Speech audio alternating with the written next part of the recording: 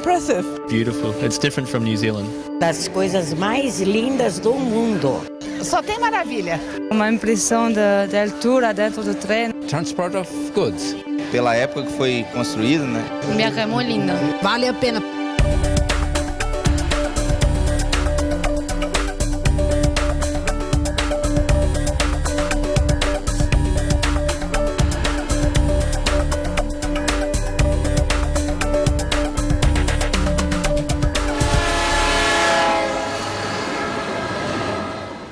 É a mais pura verdade. A ferrovia que liga o mar a Curitiba continua impressionando 130 anos depois.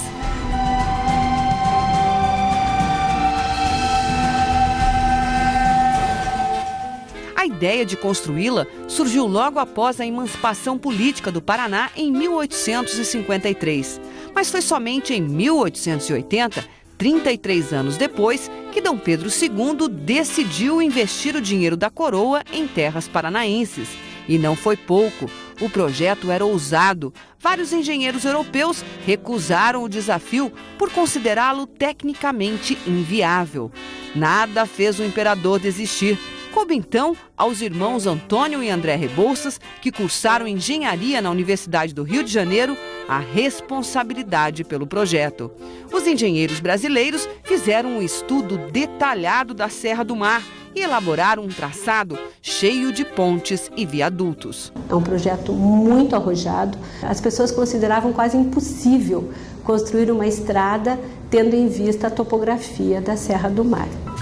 A ordem do imperador era de urgência e, para que não restasse nenhuma dúvida sobre a importância da obra, Dom Pedro II veio pessoalmente a Paranaguá no dia 5 de junho de 1880 colocar a pedra fundamental. Foi a primeira e a única vez que o imperador visitou o estado. Como a estrada começa em Paranaguá, o imperador vai a Paranaguá para lançar a pedra fundamental e inaugura a estação de Paranaguá. E quando a obra é concluída, aí o evento acontece em Curitiba. Com o projeto na mão, o engenheiro Teixeira Soares encarou o desafio de ligar Paranaguá a Curitiba pelos trilhos do trem. Para a grande empreitada, foram contratados mais de 9.000 homens. Não existiam pessoas para trabalhar na estrada. Então, muitos desses imigrantes que estavam esperando para serem encaminhados para as colônias, acabavam indo trabalhar na estrada de ferro. Então trabalharam na construção da estrada imigrantes portugueses, imigrantes alemães, italianos e também muitos escravos. Muitos deles devem ter sucumbido diante não só dos problemas de insalubridade e provavelmente eles também não estavam preparados para enfrentar tamanho desafio. Estas imagens sobre a infraestrutura do Brasil, feitas pelo Departamento de Estratégia dos Estados Unidos na década de 40, destacam a construção da ferrovia. Para ilustrar o grande desafio que foi ligar o litoral ao primeiro Planalto Paranaense, os americanos criaram até um desenho. Prevented easy communication between Paraná's capital city of Curitiba and its coastal city of Paranaguá.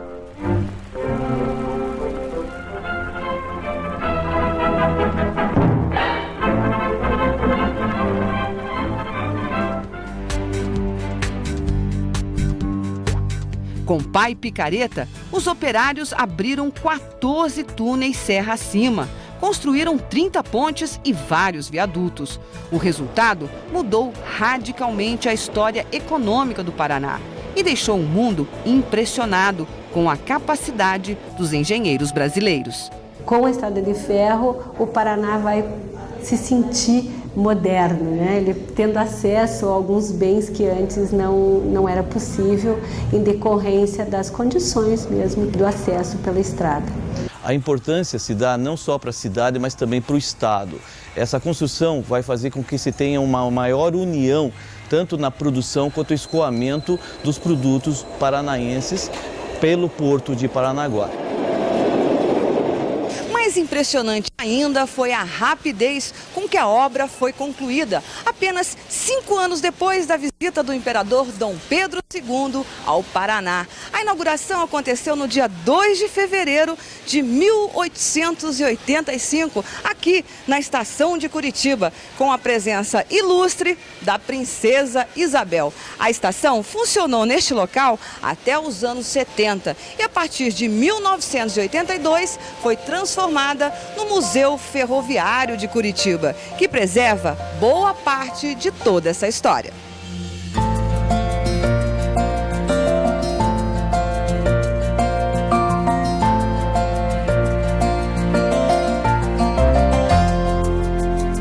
Tombada pelo patrimônio histórico estadual, a estação ainda mantém intactas partes da arquitetura da época, assim como mobiliário e vários objetos que resgatam a memória da ferrovia.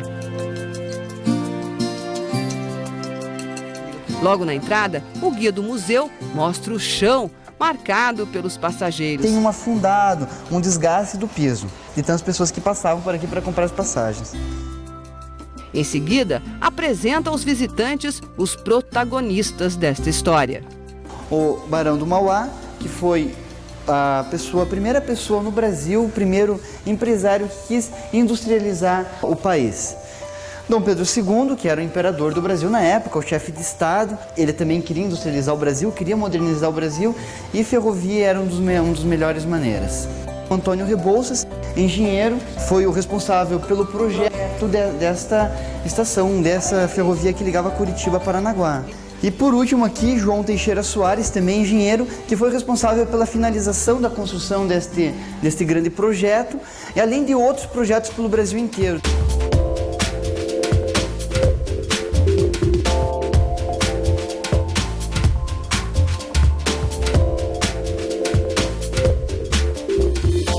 O velho relógio, o telefone, o telégrafo e até uma réplica da primeira locomotiva a vapor estão expostos no museu, que também dá destaque aos vários tipos de madeira existentes no estado e que eram transportadas diretamente pelos trens, um dos primeiros grandes ciclos econômicos do Paraná.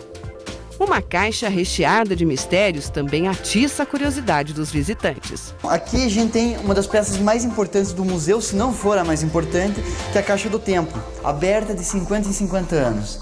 Aqui tem documentos desde a inauguração da estação ferroviária. Tem uma colher de cimento que foi colocada pela princesa Isabel aqui dentro, simbolizar a inauguração da estação ferroviária de Curitiba. E ela só pode ser aberta de 50 em 50 anos. Quando foi a última vez que ela foi aberta? 1985, na ocasião do centenário. 1985. Então a próxima vez vai ser... 2035. 2035, quer dizer que eu vou ter que morrer de curiosidade até lá. Não pode abrir de jeito nenhum. É uma relíquia isso aqui. Outra lembrança importante é a foto do time de futebol Atlético Ferroviário, fundado na década de 30 e que hoje faz parte do Paraná Clube. Nestas imagens, o time aparece jogando com o Fluminense na inauguração do estádio Durival de Brito. Sob as ordens de Ataíde Santos, o embate foi iniciado num ambiente de grande entusiasmo, revelando um Atlético voluntarioso e agressivo, disposto a barrar a trajetória do grande conjunto guanabarino. O viaduto da Rua Schmidlin, conhecido como a Ponte Preta, que também foi tombado, fica bem ao lado do museu, na região central da cidade. Faz tempo que o trem não passa mais por aqui. Em vez disso, ele agora pega os passageiros na nova estação construída atrás da rodoviária de Curitiba. Todos os dias de manhã, dezenas de turistas fazem fila para descer a serra de trem. Gente de vários países. Argentina, Rosario. Uruguaios? From Germany. Eu sou da França. O passeio é explorado por uma empresa privada desde 1997. Quanto que tá o ticket para descer até Paranaguá? A gente tem passagens a partir de R$ 39,00 a ida e 30 o retorno. Essa é a classe econômica, né? São passagens que variam de R$ 39 a R$ 270. O passageiro tem o direito de só ir ou ir e voltar, depende dele, né? Nós temos parceiros na Europa, temos parceiros na América do Norte que divulgam esse produto. Então, eles já vêm focados para esse produto. Clientes que viajam pela primeira vez se encantam tanto que eles mesmos fazem a propaganda boca a boca. Os vagões saem sempre lotados. Em cada um deles, um guia de turismo vai contando a história da construção da estrada. Rede Ferroviária Paraná, Santa Catarina, até 1957.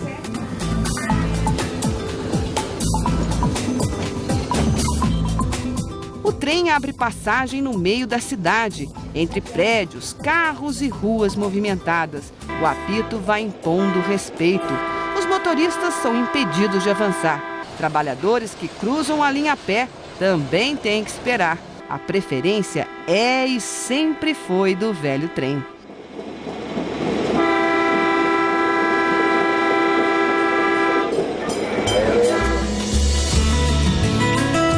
De repente, uma nova estação.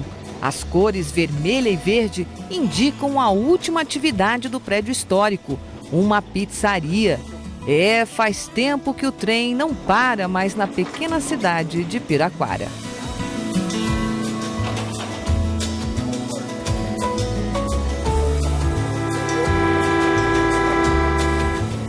Aos poucos, o verde vai tomando conta da paisagem, até reinar absoluto. O sol se alterna por entre as nuvens e, não raro, é envolvido por uma forte neblina.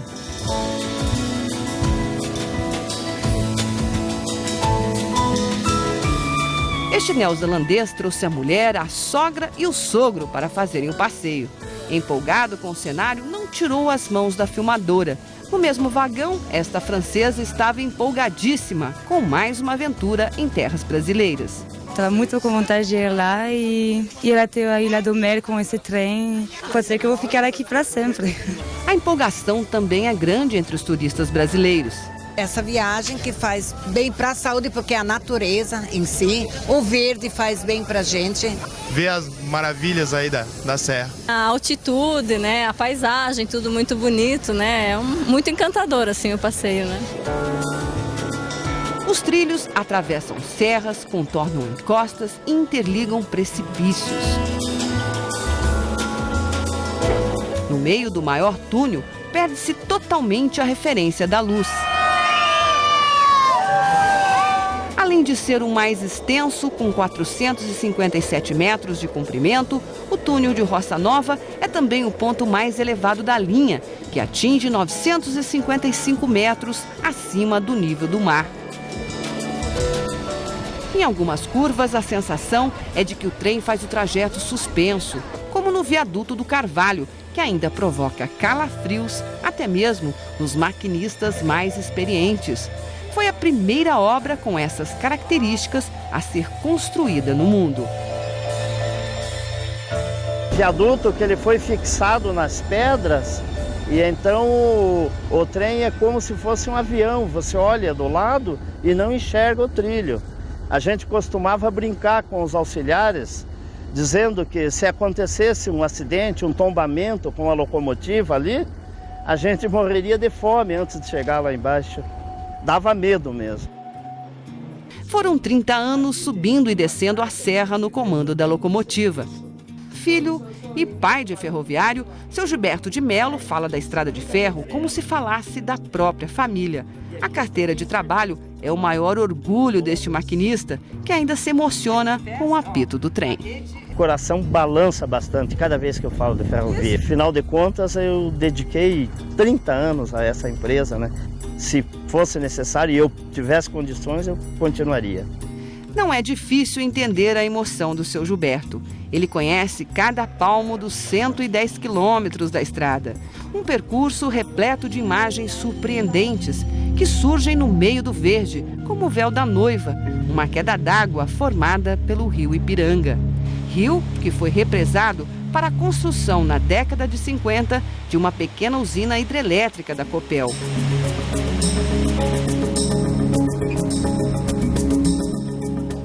Perto dali, os olhos se elevam para alcançar os 1.539 metros de altura do Pico do Marumbi.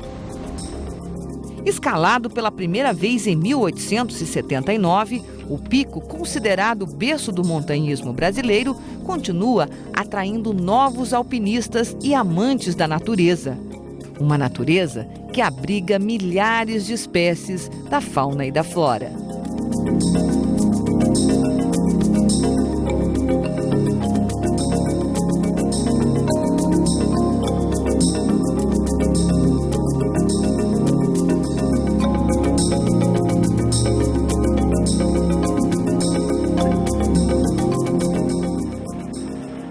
Os trilhos feitos para receber trens pesados estão ligados por 30 pontes.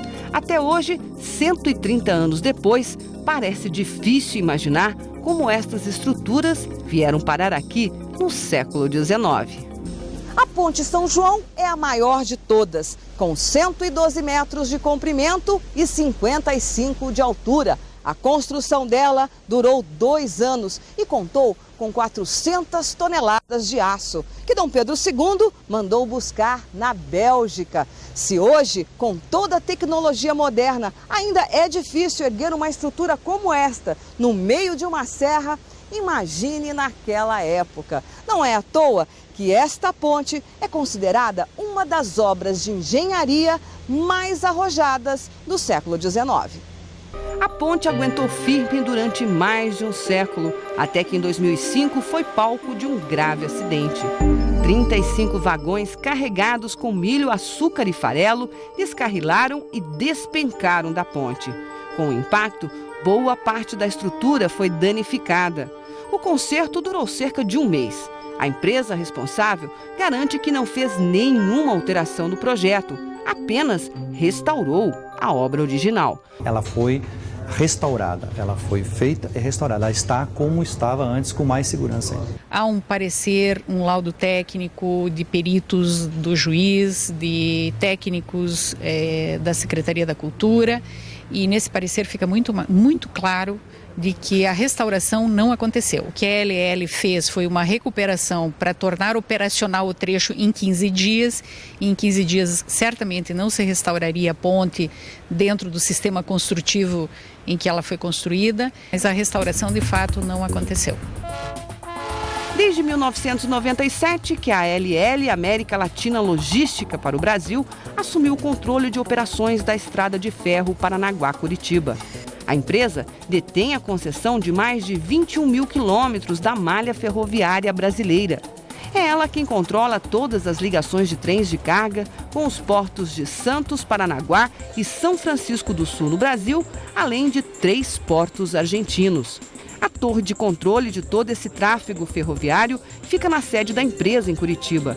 42 funcionários acompanham por computador todo e qualquer movimento de mais de 300 trens por dia.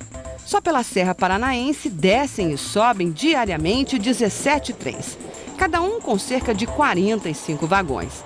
A média diária de carga passa de 30 mil toneladas de grãos, além dos contêineres com congelados e manufaturados. Seu Gilberto lembra bem de quando a Rede Ferroviária Federal virou a ALL, apenas 2 anos depois dele se aposentar. Para quem se criou ao lado da linha do trem e aprendeu a função de maquinista na escola da Vila Oficinas, a privatização foi um choque. Foi um tanto triste, porque a ferrovia para nós era a nossa família. E aí com a privatização já muda os sistemas, muda tudo, não é? Dona Deise de Lara de Souza também tem saudades dos velhos tempos.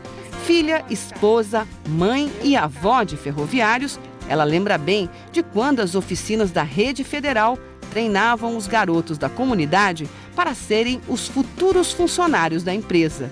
Hoje, não é mais assim. Tanto meu filho como meu neto, eles foram alunos da escolinha dos ferroviários Dorival de Brito. Meio período, eles aprendiam o trabalho que é na mecânica e faziam também meio período aqui na prática.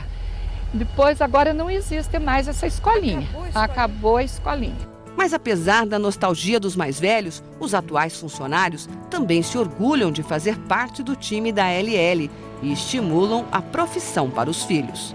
Eu falava para o meu filho, tem certeza que quer continuar na ferrovia? Pai, eu tenho, porque eu gosto do que o pai faz e eu gosto do que eu faço. Então eu tenho um orgulho hoje de ter ele do meu lado, praticamente trabalhando no mesmo serviço que eu trabalhava antigamente. Eu não sei se eu vou conseguir parar, porque o sangue ferroviário corre nas veias da gente. Se por um lado a privatização melhorou a capacidade de escoamento da produção do Estado, por outro, evidenciou a falta de preocupação com o patrimônio cultural da Estrada de Ferro. O contrato de concessão da ferrovia ignorou as casas históricas construídas ao longo dos trilhos. A empresa garante que não é de responsabilidade dela nem a recuperação, nem tampouco a manutenção desses prédios. Nosso contrato só foram concedidos os imóveis que eram realmente essenciais à operação ferroviária e que isso é a responsabilidade realmente pela manutenção e devolução ao término do contrato é da LL. Então nesse nós fazemos a manutenção e procuramos mantê-los sempre bem conservados, né? A responsabilidade da gestão desses bens, quem tem o domínio desses bens é o Serviço do Patrimônio da União. A imagem que fica para os turistas que descem a serra é triste. Impossível não reparar na falta de respeito com um patrimônio histórico e cultural tão importante. Em meio a uma obra tão espetacular e paisagens tão belas, é chocante se deparar com uma imagem como esta. A Casa do Ipiranga, construída para hospedar o imperador Dom Pedro II. Agora ela está assim, completamente em ruínas, abandonada.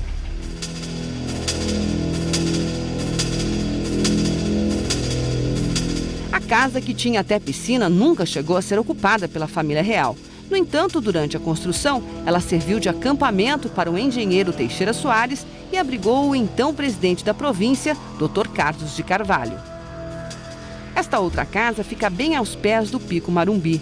O contraste reflete bem a dimensão do descaso.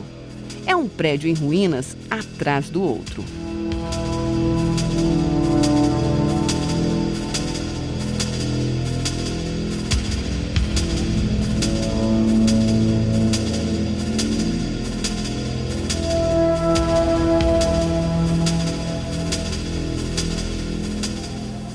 Ainda assim, apesar dos pesares, a viagem não decepciona os visitantes. No desembarque em Morretes, os turistas se derretem em elogios. A paisagem é muito linda, uma impressão da altura dentro do trem e gostei muito. Yes, I always enjoy because I'm the local guide and it's the best train, right? And, It's very impressive. And sometimes I was afraid, you see, I looked down.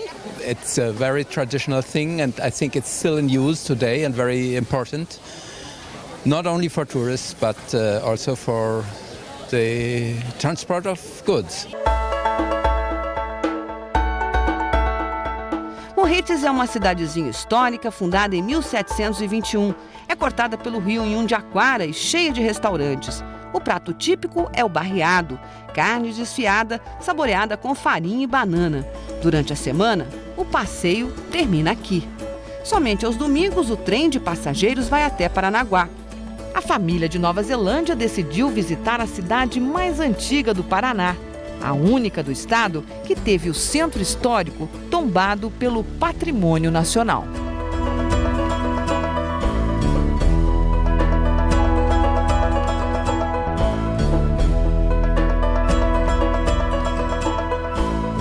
Para James, as crianças acenando na beira dos trilhos e as casas em ruínas chamaram mais atenção do que o imenso verde. A Nova Zelândia também é um país com muitas florestas. As espécies é que são diferentes, diz ele. Very different from New Zealand, the mountains and the lakes and the bridge.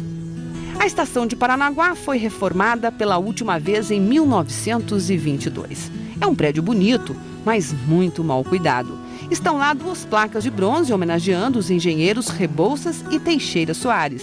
A maior parte do tempo, a estação fica fechada. Trem só de vez em quando. Você faz essa viagem sempre? Sempre que tem trem, a gente faz. Eu que não tem sempre, não? Olha, que eu saiba, voltou há pouco tempo, né? E aí aos domingos? Aos domingos. O historiador Florindo Vistuba Júnior não se conforma com o atual estado de abandono do prédio. Ele tem saudades do tempo em que viajava de trem com o avô. Desde 59, quando eu vim para cá, então até 70, isso se dá basicamente em 11 anos vivendo com basicamente o trem. Com a inauguração da BR-277 entre Curitiba e Paranaguá, no início dos anos 60, viajar de ônibus passou a ser muito mais rápido e barato. Hoje, essa diferença é maior ainda. Quanto que custou o bilhete? É R$15. E a passagem de ônibus, quanto custa? É R$3,50 de volta. R$3,50? R$3,50. O trem é bem mais caro. Bem mais caro. Vidros quebrados, teto desabando, não fazem justiça ao passado cheio de glória. Inconformado, o professor de História denuncia a situação da estação, que um dia já foi o prédio mais charmoso da cidade. A grande tristeza do Parnaguara hoje é passar na frente dessa estação e encontrá-la nessas ruínas, com mato pegando pelas paredes, o forro caindo, o telhado totalmente descaracterizado, as saídas de águas entupidas e o pior de tudo que nesse setor também vem drogados, desocupados, dormem aqui e isso é uma tristeza para o Parnaguara. Nós precisamos que esse prédio de importância histórica seja restaurado profundamente dentro dos padrões de restauro. É importante ter esse patrimônio preservado, não só para nós hoje, mas para a garotada no futuro, para o Paraná no futuro. Mas apesar da revolta e da indignação, o orgulho permanece. Aquele Parnaguara que não conhece a importância dessa estrada, desconhece seu próprio passado. Embora eu não seja paranaense, eu aprendi a gostar da história do Paraná, justamente porque acho que é uma história que tem a ver com essas dificuldades que têm que ser ultrapassadas. Veja, a Serra do Mar ela é uma barreira física, né? Se você fosse pensar qual seria a possibilidade de Curitiba se transformar na capital do estado, era praticamente nenhuma.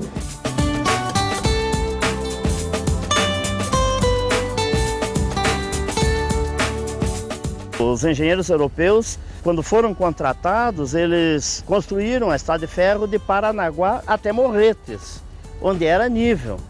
Quando eles toparam com essa serra incrível, eles acharam que era inviável e debandaram mesmo, eles desistiram.